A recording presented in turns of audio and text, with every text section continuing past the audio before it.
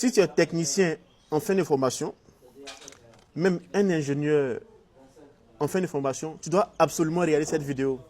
Dans cette vidéo, nous allons simplement calculer le débouché sec matériaux, bon, spécialement pour le coffrage de cette zone.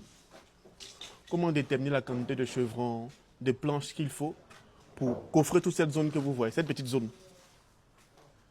Il s'agit du coffrage d'un plancher à corps creux. Selon notre système, nous avons décidé de couler les nervures sur place. Donc, comment calculer le nombre de planches chevrons qu'il faut? Je vais montrer ici. Nous sommes pratiquement dans cette zone. Dans cette zone, ce périmètre-là. Okay. Qui correspond ici au niveau du plan de pose, correspond également à cette zone-là.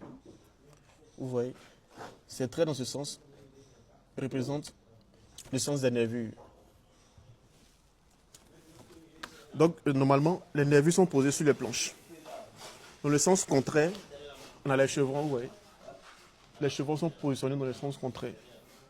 L'espacement entre ces chevrons-là, c'est de 60 à 80. Donc, si vous voulez, vous prenez 70, 80. Nous, on a pris 60 ici.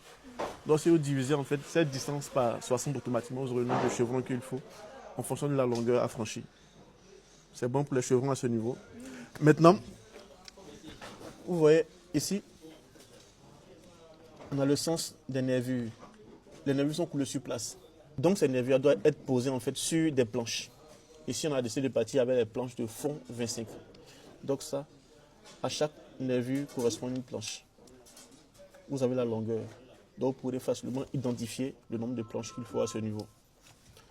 Autour de toute cette zone-là, on a des poutres. Au niveau des poutres, c'est la retombée qui est coffrée. Ici, on va coffrer la retombée des poutres. Ici aussi, la retombée des poutres aussi. Donc, c'est très facile. On va prendre le périmètre de la retombée.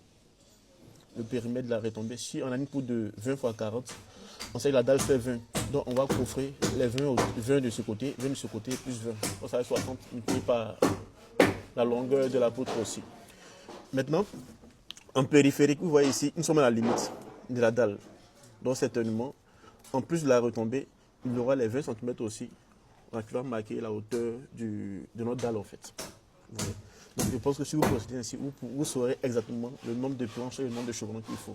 Maintenant, en termes des terres métalliques ou des terres en bambou aussi, on a une BTS, on nous a dit qu'il faut 6 par mètre carré, beaucoup démétrés. Il faut 6 éthers en bambou par mètre carré. Au niveau des éthers métalliques, il faut 3 à 4 par mètre carré.